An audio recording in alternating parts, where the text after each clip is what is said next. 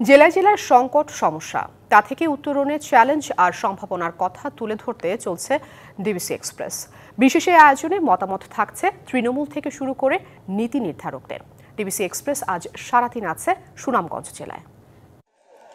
CSRM DBC এক্সপ্রেসে আমরা এই মুহূর্তে আছি সুনামগঞ্জ সদরে।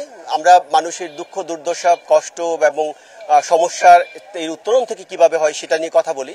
কিন্তু আমরা যখন এই শহরে কাজ করছিলাম আমরা দেখছি যে একদল মানুষ তারা কাজের সন্ধানে বসে আছে। অর্থাৎ বিভিন্ন হাটে জিনিসপত্র বিক্রি হয়, কিন্তু এখানে মানুষ বিক্রির হাট, যেখানে নিজেকে বিক্রি করে তারা সংসার চালান এবং সবসময় যে তারা কাজ পান বিষয়টি এমন নয়। তারা যেদিন কাজ পান না সেদিন হয়তো সংসারে খুব কষ্ট হয়।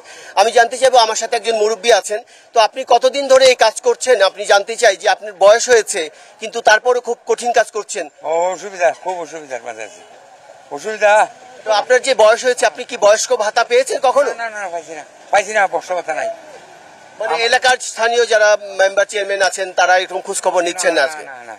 তো আপনি সাধারণত একদিনে কাজ করে কত টাকা পেয়ে থাকেন? 500, 550, 500, 550। তো সবসময় কি কাজ পাওয়া যায়? যেমন আজকে তার কোন ঠিক আছে? না রে বাবা, পাই না, সবসময় পাই না।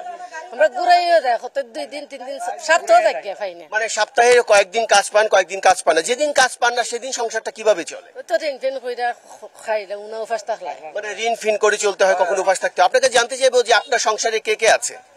সংসারে প্রভুতা আছে, আমি 2 দিন পাইলে এক সপ্তাহ পাই না।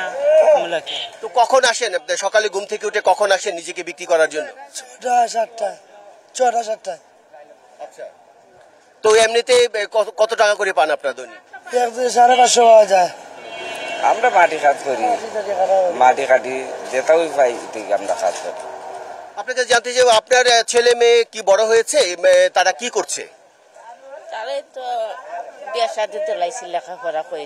আমি জামাই লইয়া পড়ছি, আমার জামাই বিপদটা গর্ভবতী টেকালে আমি ডাক্তার দেখাইতাম পারি না।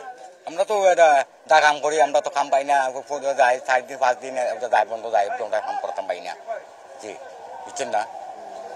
আমরা দেখছি যে আসলে হ্যাঁ, দুঃখ দিয়ে যাদের জীবন গড়া তাদের আবার দুঃখ কিসের, এমনটি আমি সবসময় বলি। কিন্তু সেই মানুষগুলোর দুঃখ দুর্দশার কথা আমরা শুনলাম। আমরা পরবর্তীতে আমরা জেলা প্রশাসক যারা আছেন তাদের সাথে কথা বলার চেষ্টা করব। তাদের কাছে জানতে চাইবো আসলে এই মানুষগুলো যখন কাজ পান না তাদের কাজে বিকল্প কোনো ব্যবস্থা করা যায় কিনা সেটি তারা ভেবে দেখবেন। তো সিএসআরএম ডিবিসি এক্সপ্রেসে আপাতত এই ছিল আমার কাছে। আমরা পরবর্তীতে অন্য কোনো কোথাও যাব এবং সেখানকার যে সমস্যাগুলো সেগুলো জানার চেষ্টা করব। ততক্ষণ আমাদের সাথেই থাকুন।